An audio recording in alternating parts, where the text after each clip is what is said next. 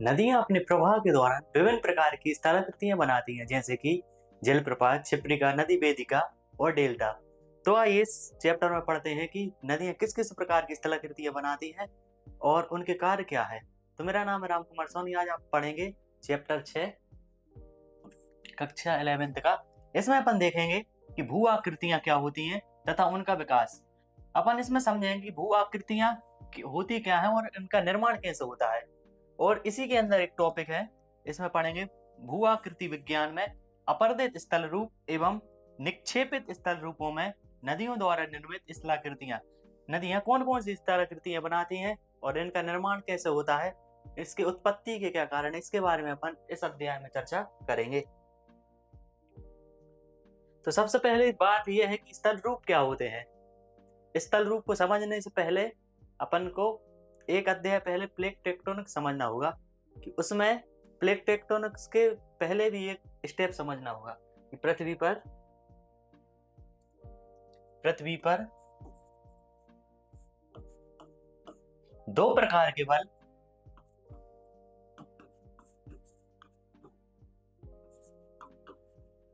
कार्य करते हैं। इन बलों में पहले बल का नाम है आंतरिक बल, दूसरा बल है बाह्य बल। अब आंतरिक बल की उत्पत्ति कैसे होती है। आंतरिक बल की उत्पत्ति प्लेट टेक्टोनिक्स की क्रिया के दौरान होती है, जहां पर दो प्लेटों का अभिसरण होता है, पहला। दूसरा, दो प्लेटों का अपसरण होता है जब दो प्लेटें दूर जाती हैं। और तीसरा है कि दो प्लेटें संरक्षी किनारे बनाती हैं जब दो प्लेटें पैरेलल एक ही समांतर एक ही दिशा में चलती हैं।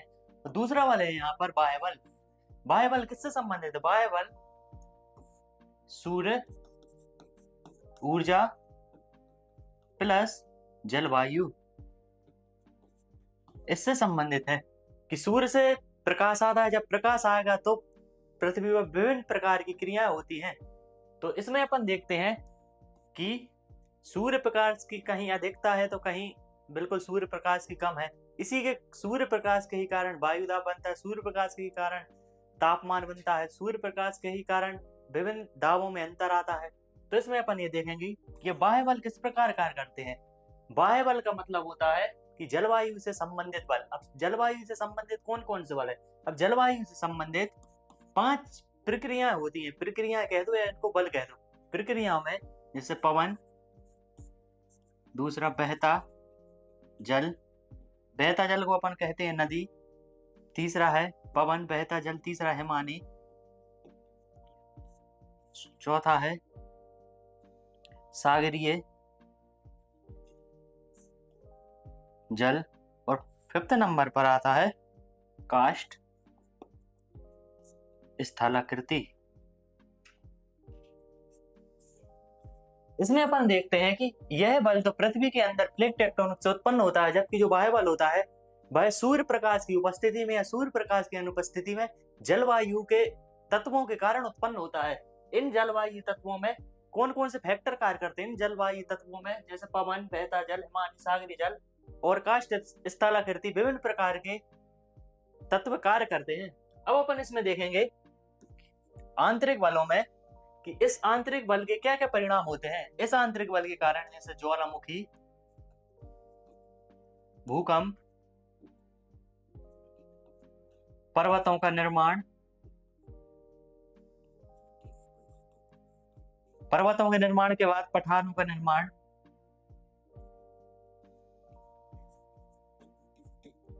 या अपन ये कह सकते हैं कि बहुत बड़े एरिया में जो बल कार्य करते हैं वो है बाह्य बल। कौन से बल कहलाते हैं। बाह्य बल कहलाते हैं आंतरिक बल। जो एक छोटे से स्पेसिफिक एरिया है, छोटे से क्षेत्र विशेष एरिया में कार्य करते हैं वह बल कौन से कहलाते हैं। बाह्य बल कहलाते हैं। बाह्य बल में आते हैं पवन बहता जल, हिमानी। ये एक छोटे से एरिया पर ही कार्य करते हैं। जैसे कहीं पर मरुस्थल है तो सिर्फ मरुस्थली एरिया में पवन कार्य करेगी, जैसे कहीं पर हिमानी ग्लेशियर है तो इस एरिया क्षेत्र विशेष में हिमानी कार्य करेगी। इसी प्रकार नदी का भी एक विशिष्ट एरिया होता है, एक विशिष्ट क्षेत्र होता है, वहीं पर नदी अपना कार्य करती है।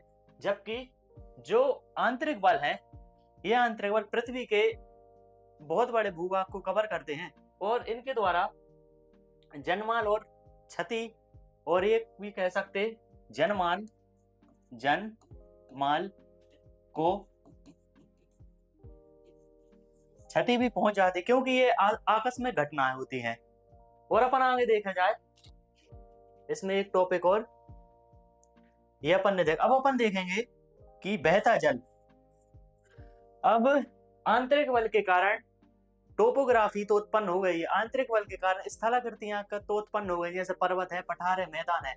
तो अपन देखते हैं कि जो आंतरिक बल है ये पृथ्वी को क्या करते हैं। जो आंतरिक बल होते हैं वह पृथ्वी को खुरदुरा करने का कार्य करते हैं या पृथ्वी को असमतल करने का कार्य करते हैं, जबकि जो बाह्य बल होते हैं वह पृथ्वी को समतल करने का कार्य करते हैं। जैसे कि यह पर्वत है, यह पर्वत यह एक समय के साथ पहले सिर्फ एक स्थल रूप था, यहां से आंतरिक शक्तियों ने कार्य किया।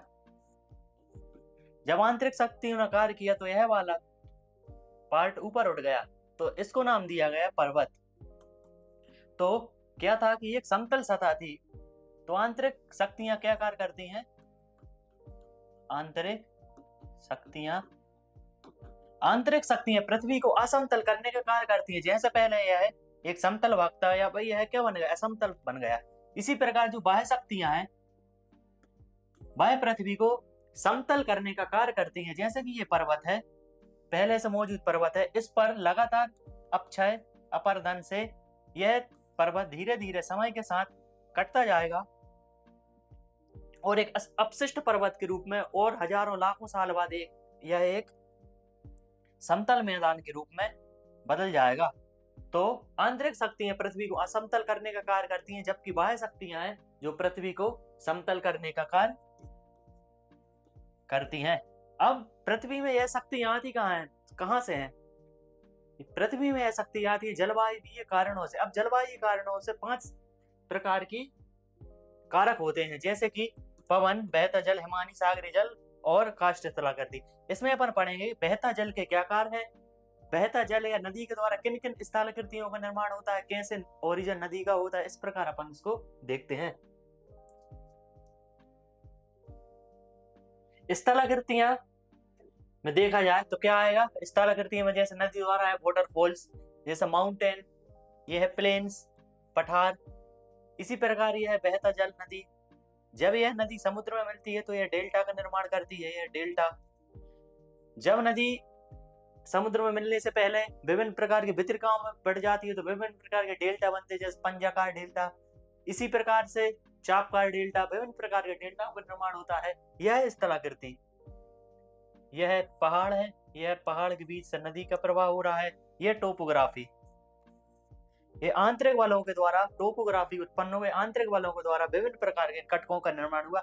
अब समय के साथ जलवायु ये जो कारक हैं, जैसे कि नदी, हिमानी, इनके द्वारा इनका लगातार अपतन होगा, अपरदन होगा और एक समय के बाद ये एक समतल भूमि में बदल जाएंगे, जिनको अपन कहेंगे निक्षेपण। अब हम ये देखते हैं भू आकृतियां पृथ्वी के धरातल के निर्माण में अपरदन के कारकों का बहुत बड़ा योगदान होता है। अपरदन मतलब क्या होता है, पिछले चैप्टर में अध्याय में अपन ने पढ़ा था। अपरदन क्या होता है। अपरदन होता है, एक होता है अपक्षय, एक है अपक्षय, एक है अपरदन, एक है निक्षेपण। अपक्षय मतलब क्या होता है। अपक्षय मतलब होता है कि किसी भी चट्टान का अपने ही स्थान पर टूटकर गिर जाना और उसका प्रवाह ना होना, इसको उसका फ्लो ना होना, इसे कहते हैं अपन अपक्षय। अपरदन मतलब होता है किसी भी चट्टान का टूटकर एक स्थान से दूसरे स्थान तक प्रवाह होना, इसको कहते हैं अपन अपरदन। और निक्षेपण मतलब होता है कि जो अपरदन हुआ है जिन चट्टानों का, अब वह चट्टान किसी गर्त रूपी या किसी गड्ढे में जाकर इनका डिपोजिशन होगा। डिपोजिशन होगा मतलब इनका निक्षेपण होगा, इनका भराव होगा। इस भराव की प्रक्रिया को क्या कहा जाता है। इस भराव की प्रक्रिया को कहा जाता है निक्षेपण। तो इस प्रकार अपन देखते हैं कि ज्योग्राफी में 3 प्रमुख शब्द हैं। क्षय, अपर्दन, निक्षेपण। इसको समझने से अपन जब तक इसको नहीं समझेंगे, जब तक भू आकृतियों को नहीं समझ सकते। तो इसमें क्या लिखा है, पृथ्वी के आधार के निर्माण में अपर्दन के कारकों का बहुत बड़ा योगदान रहा है। अपर्दन मतलब किसी भी चट्टान का अपने ही स्थान पर टूटकर एक स्थान से दूसरे स्थान पर परिवहन हो जाना, इसको कहते हैं अपर्दन। इसका योगदान रहा है। अपर्दन के इन कारकों में नदियां, पवनें, हिमानी तथा लहरें, लहरों में समुद्रीय लहरें आदि आते हैं। तो ये लगातार पृथ्वी पर जलवायु कारकों के कारण लगातार अपर्दन करते रहते हैं और पृथ्वी को समतल करने का कार्य करते हैं। ये भूतल की चट्टानों को तोड़ते हैं, उनसे प्राप्त अवसादों को लेकर चलते हैं एवं अन्य कहीं निक्षेपित कर देते हैं। इस प्रकार देखते हैं अपन कि जैसे कोई एक पर्वत है, इस पर्वत पर लगातार बारिश हो रही है, लगातार बारिश होने के कारण यहाँ नदी का प्रवाह होगा। अब इस नदी के साथ विभिन्न प्रकार के अवसाद भी यहाँ से बहेंगे। अब यह अवसाद कहीं पर जाकर तो जमा होंगे, अब यह अवसाद यहाँ पर जैसे गड्ढा या समुद्र में जाकर जमा होंगे। तो कहीं से तो अवसादों का परिवहन हो रहा है और कहीं पर अवसादों का निक्षेपण हो रहा है। इस प्रक्रिया को कहा जाता है डेनुडेशन। इसमें अपन और देखेंगे, लेकर चलते हैं एवं अन्य कहीं निक्षेपित कर देते हैं। इन प्रक्रियाओं से धरातल पर कई प्रकार की भू आकृतियों का निर्माण होता है। इन सभी भू आकृतियों को हम अपर्दन एवं निक्षेपण से बनी आकृतियों में विभाजित करते हैं। अब जिस स्थान पर जो कारक प्रभावी होगा उस प्रकार की स्थलाकृतियों का निर्माण होगा। जैसे कि विषुवत रेखीय क्षेत्र में किस प्रकार की स्थलाकृतियों का निर्माण होगा। विषुवत रेखीय क्षेत्र में अधिक तापमान एवं अधिक आर्द्रता के कारण वहां पर 12मासी नदियां बहती हैं, इसलिए नदी निर्मित स्थलाकृतियों का निर्माण होगा। इसी प्रकार देखा जाए कि मरुस्थलों में किस प्रकार की स्थलाकृतियों का निर्माण होगा। मरुस्थल में पवनकृत स्थलाकृतियों का निर्माण होगा, क्योंकि मरुस्थलों में बाष्पीकरण की मात्रा बहुत कम रहती है जबकि सूर्य ताप की मात्रा बहुत अधिक रहती है। इसी प्रकार देखा जाए कि चूना प्रधान क्षेत्रों में किस प्रकार की स्थलाकृति का निर्माण होगा। चूना प्रधान क्षेत्रों में काष्ठ स्थलाकृति का निर्माण होगा, जहां पर कार्बन डाइऑक्साइड गैस बहुत महत्वपूर्ण होती है। इसी प्रकार एक और देखा जाए जैसे कि सागरीय या तरंगी स्थलाकृति, तो जो कोस्टल एरिया है, जैसे कि ये अपन भारत है, भारत पर यह कोस्टल एरिया है, इस यहाँ पर किस प्रकार की स्थलाकृति का निर्माण होगा। यहाँ पर सागरीय स्थलाकृति का निर्माण होगा। अब यह निर्माण कैसे होगा, इसकी अवस्थाओं को अपन देखते हैं। अब देखा जाए भू आकृति विज्ञान या जियोमॉर्फोलॉजी।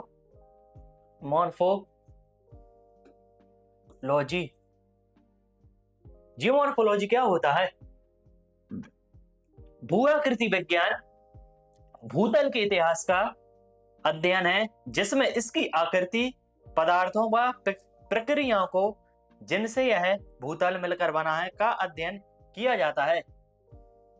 जियोमॉर्फोलॉजी में क्या देखा जाता है। जियोमॉर्फोलॉजी में देखा जाता है कि किस प्रकार से तत्व की उत्पत्ति हुई है, उस तत्व के क्या कारण है, इसके निक्षेपण के क्या कारण है, इसके अपर्दन के क्या कारण है, इसके अपक्षय के क्या कारण है और इसकी उत्पत्ति के पीछे किन किन बलों का योगदान रहा है। इस प्रकार की सभी पृष्ठभूमि को इसमें जियोमॉर्फोलॉजी में देखा जाता है। इसके जन्म से लेकर जब तक इसका अपर्दन ना हो जाए या जब तक यह नष्ट ना हो जाए तब तक की स्थलाकृति को देखा जाता है। तो इसका सबसे पहले अध्ययन किस ने किया। जियोमॉर्फोलॉजी का सर्वप्रथम अध्ययन डेविस ने किया। तो डेविस ने किस प्रकार के चक्र को समझा। डेविस ने नदीय चक्र या जिसको अपन कह सकते हैं सामान्य अपर्दन चक्र, इसके माध्यम से इसने अपर्दन को समझाया एवं स्थलाकृति के विकास की व्याख्या की। और इसमें यह बताया कि जो अवस्थाएं होती है वो 3 प्रकार की अवस्थाएं होती है, युवा अवस्था, प्रौढ़ावस्था और वृद्धावस्था, जो अपन आगे देखते हैं। अब सबसे बड़ा यह क्वेश्चन है कि भू आकृतियां क्या होती हैं। तो पृथ्वी के अंतर्जात बलों एवं बाह्यजात बलों के सम्मिश्रण से जो पृथ्वी पर स्थलाकृतियों का निर्माण होता है उनको भू आकृतियां कहा जाता है। क्या परिभाषा है कि पृथ्वी के आंतरिक प्लस बाह्य बलों के मिश्रण से जो पृथ्वी के भूपटल पर आकृतियों का निर्माण होता है उनको अपन क्या कहते हैं? उनको अपन कहते हैं भू आकृतियां। अब इसमें है ज्वालामुखी। अब ज्वालामुखी का निर्माण कैसे होता है? पृथ्वी की इसका निर्माण होगा पृथ्वी की आंतरिक शक्तियों के कारण। जब दो प्लेटें टकराएंगी तो मैग्मा ऊपर आएगा और ऊपर आकर विस्फोट करेगा, तो इस प्रकार एक डोम के शेप का पर्वत बन जाएगा जिसको कहते हैं अपन ज्वालामुखी। इसी प्रकार होता है कैनियन। अब कैनियन का निर्माण कैसे होता है?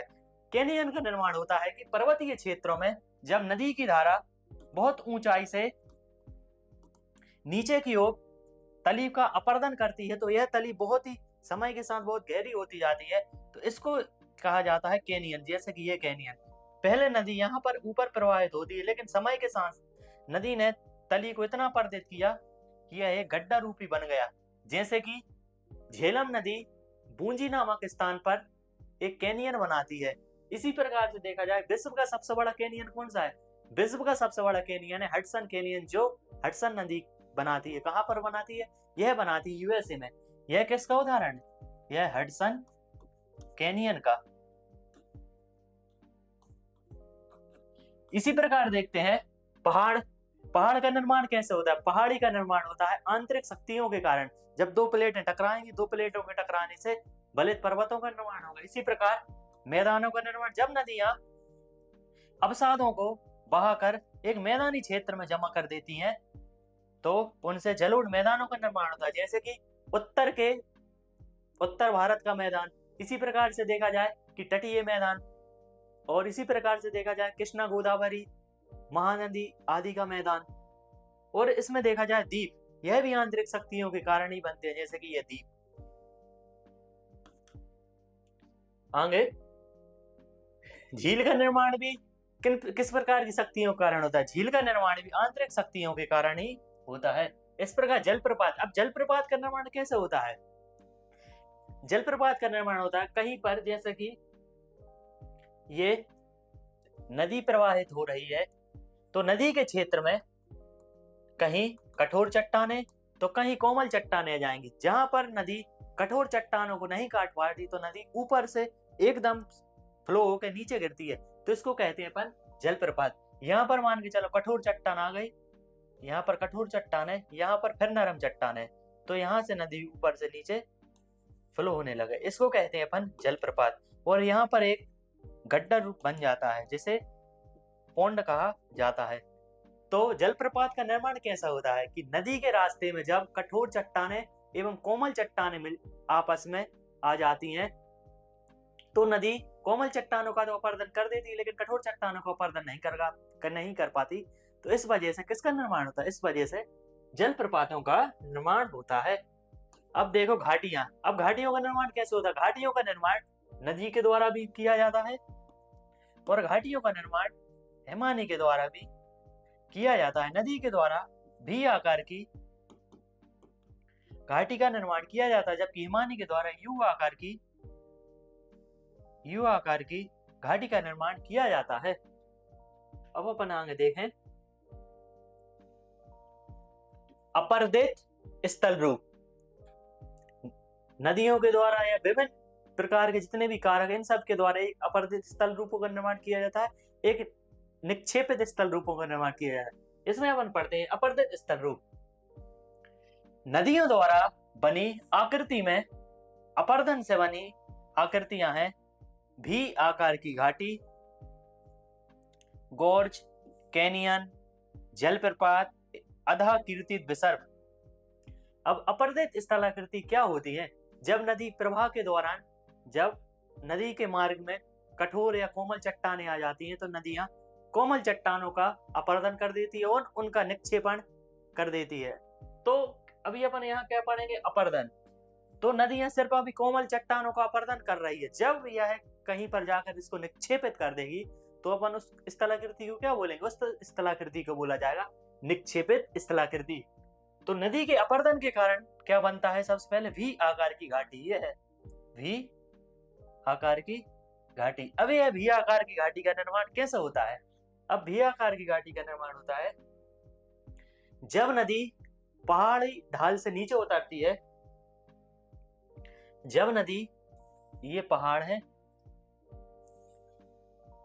जब नदी यहां से पहाड़ी ढाल से नीचे उतरती है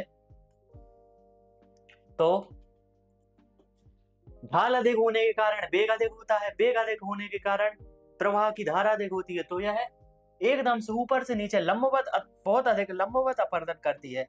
तो लंबवत अपरदन के कारण जो नदी की तली है या जो नदी का आधार है वो तेजी से कटता जाता है, धीरे धीरे नदी के साथ कटता जाएगा। तो यह घाटी वी आकार की घाटी निर्माण हो जाएगा। अब यह आधार क्यों कटता है? क्योंकि नदी का वेग बहुत अधिक है। अब नदी का वेग अधिक क्यों है?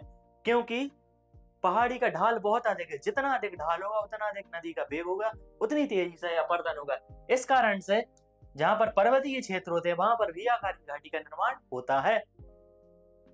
अंग देखें, गोर्ज, कैनियन, जलप्रपात। जलप्रपात में जैसे देखा नदी प्रवाह में यदि कठोर चट्टानें और कोमल चट्टानें जाती हैं तो नदी, यहाँ पर ये है कठोर चट्टानें। अब इन कठोर चट्टानों का नदी अपरदन नहीं कर पाए तो ऊपर से ये नीचे गिरने लगती है, इसको कहेंगे अपन जलप्रपात। जब ये कोमल चट्टानों का अपरदन कर देती है तो नदी एक ही समतल, एक ही दिशा में बहती रहती है। अब अधा कीर्तित विसर्ग। अधा कीर्तित विसर्ग मतलब होता है कि जब नदियां चल रही है तो चलने के दौरान नदियां जो अवसाद है, अवसादों को आसपास जमा कर देती है, या जो नदी में यहाँ पर जो चट्टानी भाग है इनको धीरे धीरे काट देती है। इसको क्या बोला जाता है? इसको बोला जाता है अधा कीर्तित विसर्ग। अब ये जो कटेंगी चट्टानियां कहाँ पर जाएंगी? जो यहाँ पर निक्षेपित हो जाती हैं। अब इसको पढ़ेंगे अपन, निक्षेपित स्थलाकृति में इसको क्या बोला जाता है? जब यहाँ आपस में जमा हो जाएंगी यहाँ पर तो एक यहाँ पर तटबंध बन जाएगा, इसको बोलते हैं अपन प्राकृतिक तटबंध। यह नदी द्वारा निक्षेपित स्थलाकृति है। अब पढ़ेंगे निक्षेपित स्थलाकृति। निक्षेपण मतलब क्या होता है? निक्षेपण मतलब होता है कि अवसादों को कहीं पर एकत्रित करना, या अवसादों को, या ये भी कह दे कि नदियों द्वारा लाए गए अवसादों को एक गड्ढे में एकत्रित करना, या नदियों द्वारा लाए गए अवसादों को फैला देना, मैदानों में एकत्रित कर देना, इसी को कहा जाता है निक्षेपण स्थल रूप। निक्षेपण से बनी आकृतियों के अंतर्गत नदी वेदिकाएं। अब नदी वेदिकाओं पर निर्माण कैसे होता है? नदी वेदिका तो अपरदनात्मक होगी, जैसे कि गोखुर झील। अब गोखुर झील का निर्माण कैसे होता है? गोखुर झील का निर्माण होता है जैसे यह नदी प्रवाह कर रही है, यह नदी प्रवाह कर रही है, नदी का यह प्रवाह हो रहा है,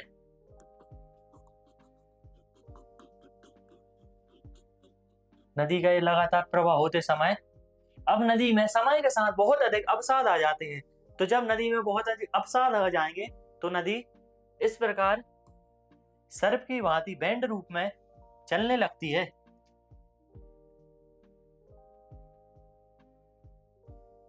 जब यह नदी ऐसी बैंड रूप में चलने लगेगी तो समय के साथ साथ जब नदी यहां से चलेगी तो यहाँ पर बहुत अधिक कटाव होगा, यहाँ पर अवसादों का निक्षेपण होगा, यहाँ पर बहुत अधिक कटाव होगा, यहाँ पर अवसादों का निक्षेपण होगा। तो समय के साथ साथ यहाँ पर निक्षेपण होता जाएगा, यहाँ पर कटाव होता जाएगा। तो समय के साथ और अधिक अवसादों की मात्रा बढ़ने से इस प्रकार की एक झील का निर्माण हो जाएगा, जिसको कहेंगे अपन गोखुर झील। यह नदी निकल जाएगी। अब इस गोखुर झील का निर्माण क्यों होगा? क्योंकि अधिक मात्रा आ गई थी, तो अधिक मात्रा के कारण नदी सर्पिलाकार रूप में चलने लगी और अधिक समय से धीरे धीरे चलते समय एक अवसाद इसका बाहर निकल गया। इसको यह एक क्षारण झील कहेंगे या ऑक्सबो लेक कहेंगे। क्षारण झील मतलब होता है कि नदी जो द्वारा छोड़ी गई लीक, छोड़ी गई झील या ऑक्सबो लेक, या ये भी कह सकते हैं कि गाय की पंजे के आकार की झील। यहाँ से समय के साथ यह झील सूख जाती है और इस पर खेती होने लगती है। यह झील बहुत ही उपजाऊ होती है। क्यों? क्योंकि लगातार कई वर्षों तक यहाँ पर मिट्टियों का निक्षेपण होता रहा, इसलिए यह पर झील बहुत उपजाऊ होती है। और यहाँ की जो मिट्टी है, यहाँ की मिट्टी की उत्पादकता, फर्टिलिटी रेट बहुत अधिक होती है। अब प्रवाहित नदी के जल द्वारा कौन कौन सी स्थलाकृतियों का निर्माण होता है, ये अपन देखेंगे। ये नदी द्वारा निर्मित स्थल रूप विकास की विभिन्न अवस्थाएं। नदी 3 अवस्थाओं में स्थल रूपों का निर्माण करती है: युवावस्था, प्रौढ़ावस्था और वृद्धावस्था। इन अवस्थाओं का प्रतिपादन सर्वप्रथम डेविस ने नदीय अपर्दन चक्र में किया। तो डेविस ने नदीय अपर्दन चक्र की 3 अवस्थाएं बताई। सबसे पहली अवस्था है युवावस्था, द्वितीय अवस्था है प्रौढ़ावस्था, तृतीय अवस्था है वृद्धावस्था। अब अपन देखते हैं कि युवा अवस्था क्या होती है। इसमें देखा जाए युवा अवस्था का होगी कि जब नदियां पहाड़ी क्षेत्रों में प्रवाहित होती हैं, उनको कहते हैं अपन युवा अवस्था। नदियों की यह अवस्था पहाड़ी क्षेत्रों में पाई जाती है और इस अवस्था में नदियों की संख्या बहुत ही कम होती है। जैसे कि देखा जाए कि यह एक पर्वत है, पर्वतीय भाग से यहां से नदी की उत्पत्ति हो रही है, तो नदी धीरे धीरे नीचे आएगी। यह नदी में जल की मात्रा भी कम रहती है यहाँ पर, और नदियों की संख्या भी कम रहती। क्यों? क्योंकि यह पहाड़ी ढालों पर बहती हैं और पहाड़ी ढालों पर बहते समय यह घाटियों का निर्माण करती हैं। यहाँ देखा जाए पहाड़ी क्षेत्रों में पाई जाती है और इस अवस्था में नदियों की संख्या बहुत कम होती है। क्यों? क्योंकि यहाँ पर बहुत अधिक पहाड़ियां पाई जाती हैं। इन पहाड़ियों के बीच में यह नदियां बहती हैं। ये पहाड़ी है, ये पहाड़ी, ये पहाड़ी है, इन पहाड़ियों के बीच में नदियां बहती हैं। तो ये जो पहाड़ी हैं, ये विभाजन का कार्य करते हैं, डिवाइडर का कार्य करते हैं। इस कारण से पहाड़ी क्षेत्रों में नदियों की संख्या बहुत कम होती है। ये नदियां भी आकार की घाटियां बनाती है, जिनमें बाढ़ के मैदान अनुपस्थित या सकरे बाढ़ के मैदान मुख्य नदी के साथ पाए जाते हैं। सबसे पहले ये देखा जाए कि यह नदियां भी आकार की घाटियां बनाती हैं। अब नदी भी आकार की घाटी कैसे बनाएगी? जैसे कि मैंने बताया कि यह एक पर्वत है, यहाँ के बाद यह एक पर्वत है। जब नदी पर्वतीय ढाल से ऊपर से नीचे की ओर आती है, तो क्या देखते हैं कि जब कोई भी पर्वत युवा होता है, तो युवा पर्वत की ढाल बहुत अधिक होती है। जब पर्वत का ढाल अधिक होगा तो नदी का वेग अधिक होगा। जब नदी का वेग अधिक होगा तो नदी अपर्दन भी ज्यादा करेगी। जब नदी अपर्दन ज्यादा करेगी तो नदी किसका अपर्दन ज्यादा करेगी? तो नदी तलीय अपर्दन ज्यादा करती है। तो तलीय अपर्दन करती है तो धीरे धीरे नदी पर्वतों को काटती जाती है। पर्वत को काटते काटते नदी के तल बहुत ही गहरा हो जाता है, तो ये पर्वत का शीर्ष से यहाँ पर नदी बह रही। तो इस प्रकार की घाटी बनती है। इस घाटी को क्या कहा जाता है? इस घाटी को कहा जाता है भी आकार की घाटी। और पर्वतीय क्षेत्रों में बाढ़ के मैदान अनुपस्थित होते हैं। क्यों? क्योंकि नदी की अभी युवावस्था है। युवावस्था में बाढ़ के मैदान अनुपस्थित होते हैं। बाढ़ के मैदान का मतलब है कि नदी में बहुत अधिक मात्रा में अवसाद आ जाते हैं, तो नदी मैदानों में उन अवसादों को फैला देती है। उनको कहा जाता है बाढ़ के मैदान। जैसे कि बिहार में है बाढ़ के मैदान, पश्चिम बंगाल में है बाढ़ के मैदान। तो पर्वतीय इलाकों में बाढ़ के मैदान अनुपस्थित होते हैं। क्यों? क्योंकि पर्वतों में अत्यधिक पहाड़ी है, पहाड़ी में अत्यधिक कठोर चट्टानें होती हैं। इस कारण से वहां पर बाढ़ के मैदान नहीं पाए जाते। इसमें जल विभाजक अत्यधिक चौड़े होते हैं, जिनमें दलदल और झीलें होती हैं। जैसे ये पर्वत है, इन पर्वतों से जब ये नदियां बाहर निकलती हैं तो यहाँ पर एक मुख्य नदी प्रवाहित होती है, जब यहाँ पर एक मुख्य नदी प्रवाहित होगी तो इन सहायक जितने भी पर्वतों से जो सहायक नदियां निकलती हैं, इन सहायक नदियों में का जल एवं इन सहायक नदियों में जितने भी अवसादों की मात्रा होगी यह मुख्य नदी में आ जाएगी। जब यह मुख्य नदी में आ जाएगी तो जब यह मुख्य नदी में जल की मात्रा भी अधिक हो जाएगी और अवसादों की मात्रा भी अधिक हो जाएगी, तो नदियां तो यह मुख्य नदी अवसादों को निक्षेपित करना स्थापित कर देती है, जिससे बाढ़ के मैदानों का निर्माण होता है, मिल जाती है। नदी घाटियां भी आकार की होती हैं लेकिन गहरी होती हैं। जैसा कि अपन ने देखा कि नदी आकार जो नदी घाटियां हैं वो भी आकार की होती है लेकिन गहरी होती हैं। यह कैनियन है, यह भी आकार की होती है लेकिन कितनी बहुत अधिक मात्रा में गहरी होती है। क्यों? क्योंकि बहुत अधिक समय तक नदी के द्वारा लंबवत अपरदन कर दिया गया और इसकी नदी की पूरी तली को काट दिया गया, इसलिए यह बहुत अधिक गहरी हो जाती है। इस अवस्था में नदी व्यापक होती है और विस्तृत होती है, इसलिए विस्तृत बाढ़ के मैदान पाए जाते हैं। जैसा कि अपन ने देखा कि नदी यहाँ से बाढ़ के मैदानों में निकलेगी और यहाँ पर आकर बहुत अधिक सहायक नदियां इसमें मिल जाएंगी। जब यहाँ से बहुत अधिक सहायक नदियां इसमें आकर मिल जाएंगी तो नदी में जल की मात्रा भी अधिक हो जाएगी। जल की मात्रा की अधिकता के साथ साथ अवसादों की मात्रा भी अधिक हो जाएगी, तो नदियां यहाँ पर अवसादों को निक्षेपित करने लगेंगी, अवसादों को यहाँ पर निक्षेपित करने लगेंगी, जिससे इसको बोला जाएगा बाढ़ का मैदान।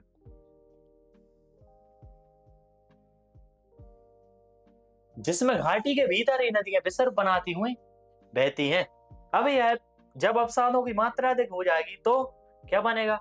अवसादों की मात्रा अधिक हो जाएगी तो बनेगा ओक्सबो लेक या गोखुर झील का निर्माण हो जाएगा। इस प्रकार से मैदानों में नदियां विसर्ग बनाकर चलती हैं। क्यों? क्योंकि नदियों में बहुत अधिक अवसादों की मात्रा जमा हो जाती है।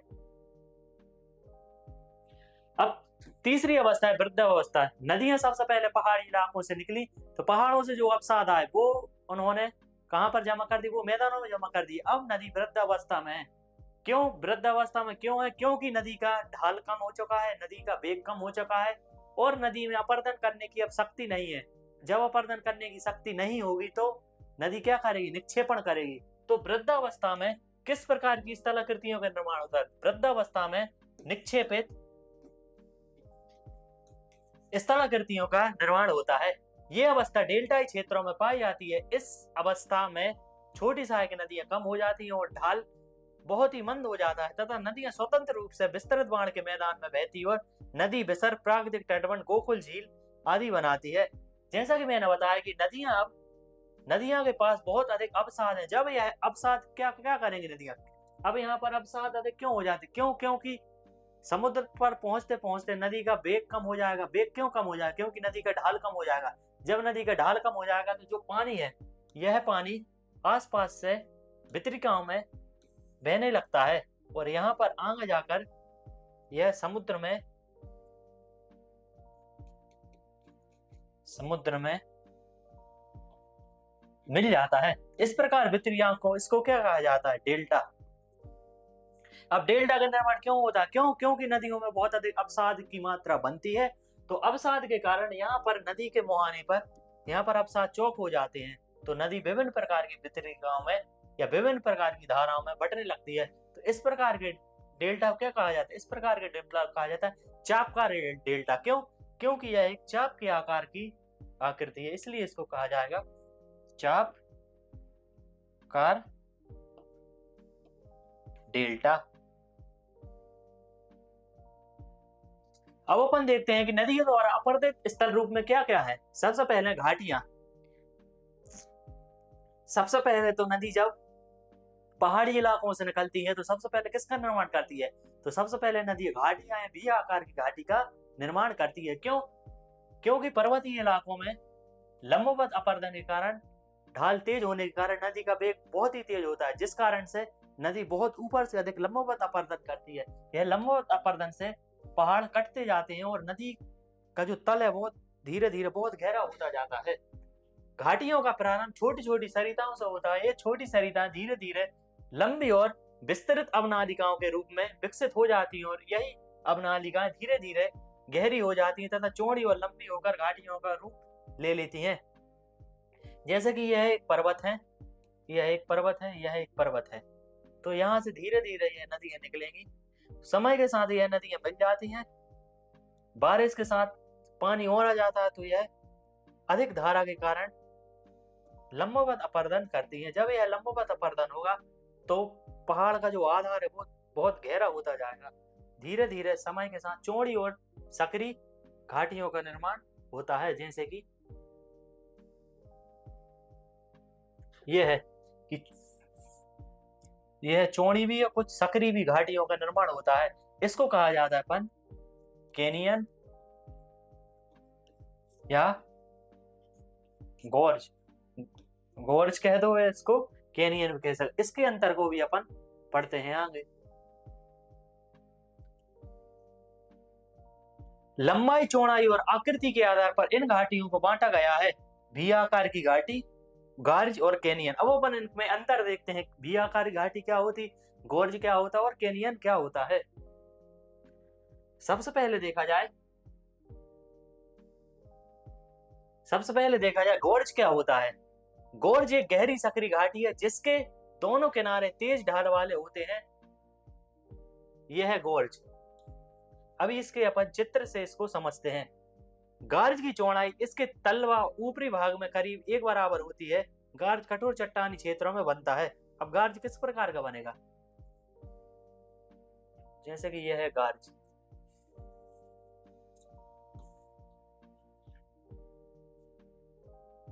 यह गोर्ज, यह कठोर चट्टानों में गोर्ज का निर्माण होता है।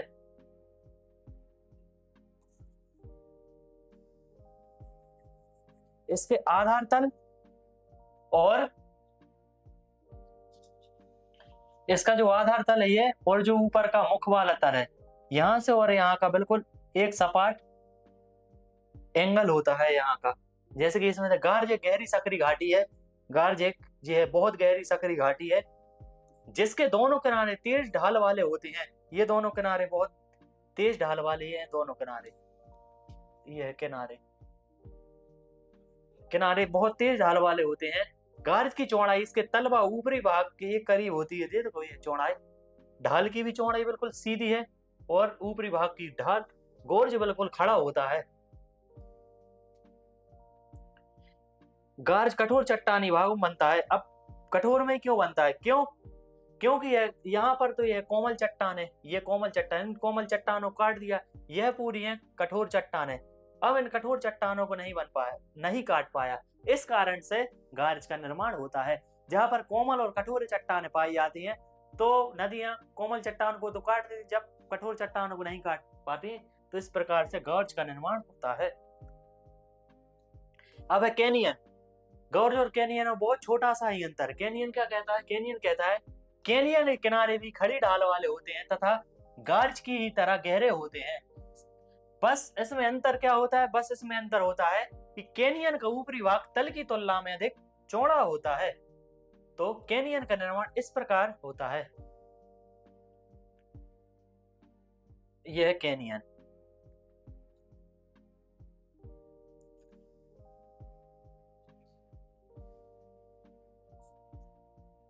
यह है कैनियन।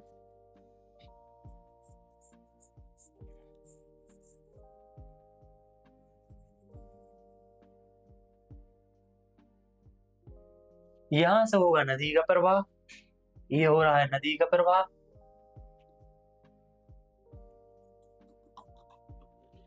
यहां पर तो गोर्ज, यहां पर क्या है, नीचे सकरा है, ऊपर चौड़ा होता है। इसमें क्या कहा गया लाइन में कि कैनियन का ऊपरी भाग तल की तुलना में अधिक चौड़ा होता है। ये इसका तल तो अधिक सकरा है लेकिन ऊपर वाला भाग चौड़ा है। जबकि जो गोर्ज वाला एरिया है, गोर्ज में दोनों ढाल एकदम खड़े होते हैं। दोनों यहाँ का भी भाग और यहाँ का भी दोनों भाग सेम होते हैं। जबकि कैनियन में ऊपरी भाग अपेक्षाकृत चौड़ा होता है। कैनियन का निर्माण अक्सर अवसादी चट्टानों के क्षैतिज संस्तर में से होता है। अवसादी चट्टानों के क्षैतिज संस्तर से मतलब क्या है कि जब नदी चलती है क्षैतिज संस्तर, जब चट्टानें क्षैतिज रूप से पाई जाती हैं तो इस प्रकार कैनियन का निर्माण होता है। और गोर्ज का निर्माण कैसे होता है? गोर्ज का निर्माण होता है जब चट्टानें लंबवत वर्टिकल पाई जाती है इस तरह से, तो गोर्ज का निर्माण होता है। ये क्या है? ये है चट्टानें, तो गोर्ज का निर्माण होता है। ये है गोर्ज। ये कौन सा गोर्ज है जी? ये ग्रांड कैनियन।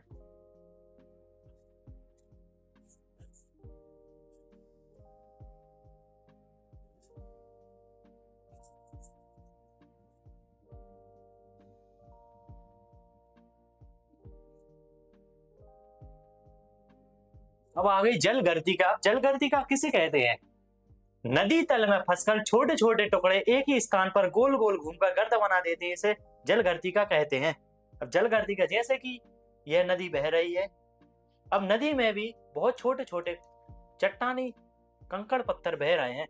जैसे कि यहाँ पर कोई गड्ढा बना, तो ये चट्टानी इस गड्ढे में ऐसे ऐसे गोल गोल, जैसे ये नदी प्रवाहित हो रही है, यहाँ पर एक गड्ढा बन गया छोटा सा, तो चट्टानी कण इसमें गोल गोल घूमकर उस गड्ढे को बहुत चौड़ा कर देते। समय के साथ यह गड्ढा बहुत चौड़ा हो जाता है। इसको क्या कहा जाता है?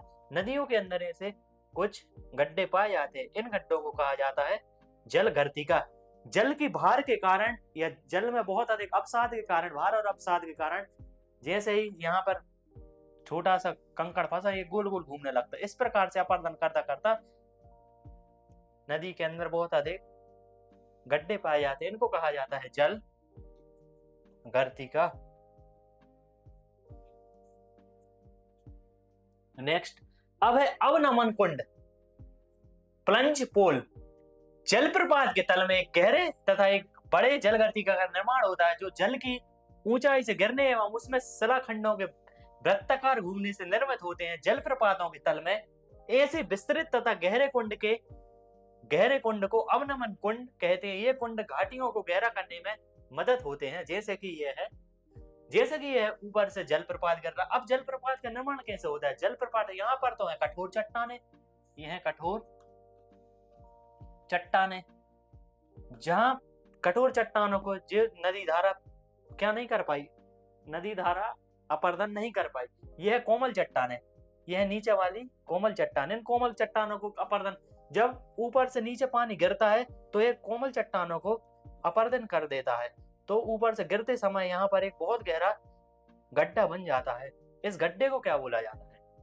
इस गड्ढे को बोला जाता है अवनमन कुंड। अब यह गड्ढे का निर्माण क्यों होता है? क्योंकि यहाँ पर यह अवसादी चट्टानें हैं। जैसा कि अपन जानते हैं कि अवसादी चट्टानें कोमल चट्टानें होती हैं, तो नदी अपने वेग से इन चट्टानों को तोड़ देती है, इसलिए यहाँ पर एक गड्ढा बन जाता है, इसलिए इसको कहते हैं अपन अवनमन कुंड। अब है नदी वेदिका के प्रकार। नदी वेदिका क्या होती है? नदी वेदिकाएं दो प्रकार की होती हैं, एक युग्मित वेदिकाएं और एक अयुग्मित वेदिकाएं। अब सबसे पहले तो यह है कि नदी वेदिका क्या होती है।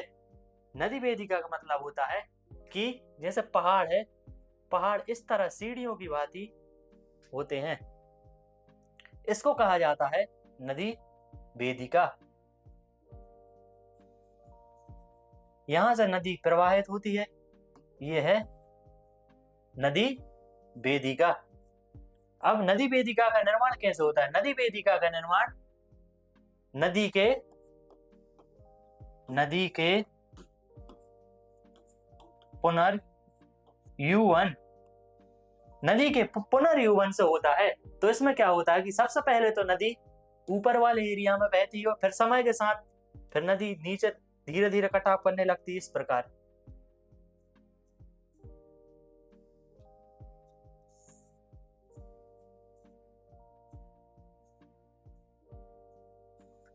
यह नदी बह रही है। सबसे पहले तो नदी यहाँ ऊपर से बह रही होगी, इसको काटा, फिर नदी समय के साथ धीरे धीरे यहाँ से बहने लगी, फिर नदी यहाँ से बहने, इस प्रकार सीढ़ियों की भांति एक संरचना बन जाती है जिसको कहा जाता है नदी वेदिका। अब नदी वेदिका दो प्रकार की होती है, एक होती है युग्मित नदी वेदिका। यदि नदी वेदिका नदी के दोनों किनारे समान ऊंचाई वाले होते हैं तो इन्हें युग्मित नदी वेदिका कहा जाता है। जैसे कि यह दोनों किनारे समान ऊंचाई वाले होते हैं, यह दोनों किनारे समान ऊंचाई वाले होते हैं,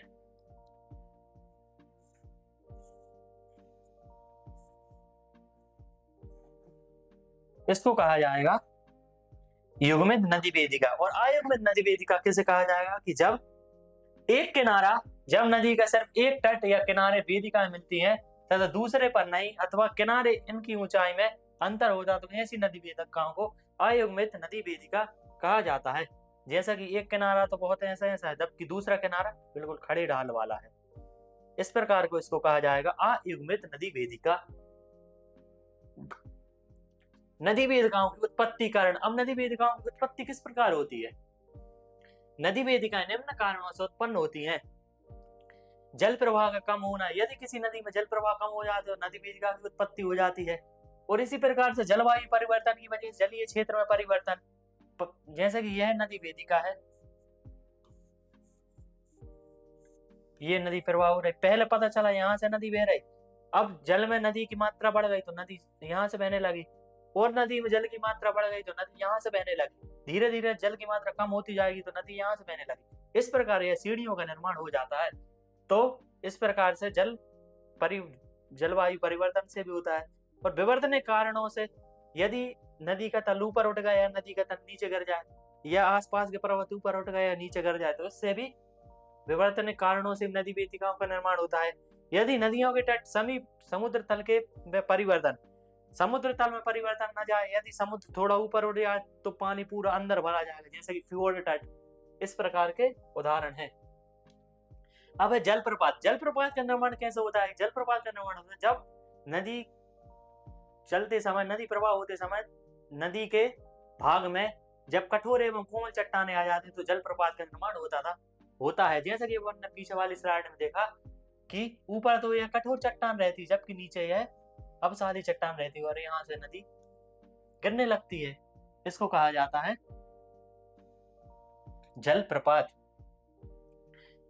नदी का जल जब किसी ऐसी कठोर चट्टान से गुजरता है जिसे वह काट नहीं पाता और आगे मुलायम चट्टानें आ जाती है जिससे वह आसानी से काट लेता है, तो धीरे धीरे नदी के तल में अंतर आ जाता है और उसका जल ऊपर से नीचे गिरने लगता है, इसी को कहा जाता है जलप्रपात। जैसे कि ये यहाँ पर तो ये कठोर चट्टान है, यह कठोर चट्टान है, और ये है कोमल चट्टान। इन कोमल चट्टानों को काट दिया है और क्या बन गया?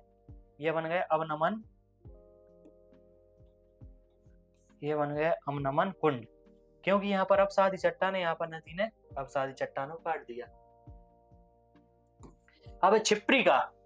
नदी तल पर जब कठोर एवं नरम चट्टानें क्रम से आ जाती हैं तो नदी उस पर सीढ़ी जैसी आकृति बनाते हुए बहने लगती है। इस प्रक्रिया को छोटे छोटे कई प्रपात बन जाते हैं तो इन्हें छिप्रिका कहा जाता है। जैसे कि नदी चल रही है तो नदी इस प्रकार चल रही है,